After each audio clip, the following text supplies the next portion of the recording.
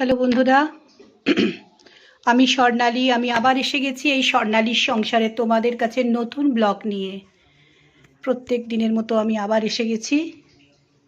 তোমরা কেমন আছো? আমি ভালো আছি।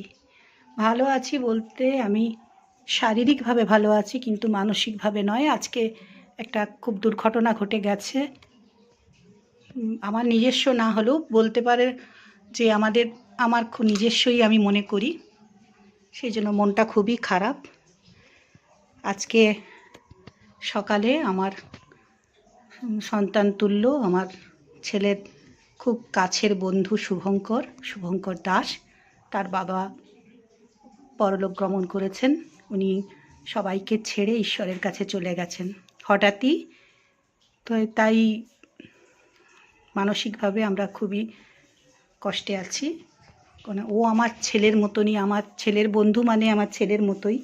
ছেলেই মনে করি আমার ছেলের সমস্ত বন্ধুদের। ওরা ভীষণ ভালো, সমস্ত বন্ধুই ভীষণ ভালো। খুবই কষ্টের কথা, এটা বলতেও খারাপ লাগছে। আমি সকালে কিছুটা রান্নাবান্নার কাজে গিয়ে চলে গেছিলাম, আমি আর ছেলে ওখানে ওদের বাড়ি। এই জাস্ট ফিরেছি, এসে কোনো রকম একটু রান্না করেছি। এখন অনেক বেজে গেছে, প্রায় 2টো বাজতে যায়, তাই দেরি হয়ে গেল। যাই হোক, দেখো আজকে কি করেছি। ঈশ্বর কাকে কখন নেবে বলা তো যায় না। ওনার শান্তি, আত্মার শান্তি কামনা করি। যেখানেই থাকুক উনি যেন ভালো থাকেন। যাই হোক, দেখো আজকে কি বানিয়েছি।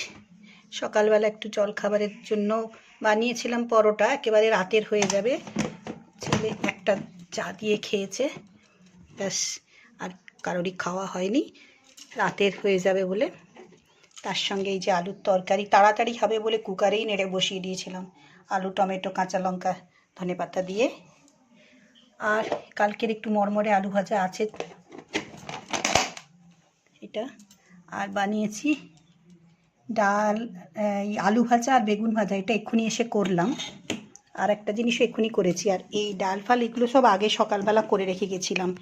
মুগের ডাল ভাজা, মুগের ডাল টমেটো দিয়ে করেছি, এগুলো সকালবেলাই করে গেছিলাম। ওই আলু বেগুন ভাজাটা, এই আলু বেগুন ভাজাটা এখন করলাম। আর করলাম এই এঁচোড় কষা, আলু দিইনি। আর এই যে ডিমের 3জনের 3টে পোচ করে রেখেছি। আর আছে দুধেশ্বর চালের ভাত, এটুকুই। আর ফ্রিজে কাঁচা লঙ্কা, পেঁয়াজ, লেবু তো আছেই। আজ আর বেশি কথা বলতে ইচ্ছে করছে না, মনটা খুব খারাপ হয়ে আছে। তোমরা সবাই খুব ভালো থেকো, যে যেখানে আছো খুব ভালো থেকো, হাসি খুশি আনন্দে থেকো। ঈশ্বর সবার তোমাদের মঙ্গল করুক, তোমাদের শুভ হোক এই কামনা করি। যাই হোক, উনি যেখানে গেছেন, শুভঙ্করের বাবা, আমরা দাদা বলি ওনাকে। তো যাই হোক, আমার পাশের পাড়াতেই বাড়ি।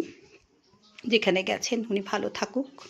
ঈশ্বর ওনার আত্মার মাপ করবেন। ঈশ্বর ওনার আত্মার শান্তি আমি কামনা করছি। ওনার শান্তি ওনাকে দিন, ওনার আত্মার শান্তি হোক এই কামনা করছি। আমি কথা বলতে পারছি না, আমার কথা জড়িয়ে যাচ্ছে, মনটা এতটাই খারাপ। বন্ধুরা আমায় ক্ষমা করে দিও। যাই হোক, তাহলে আজকে রাখি।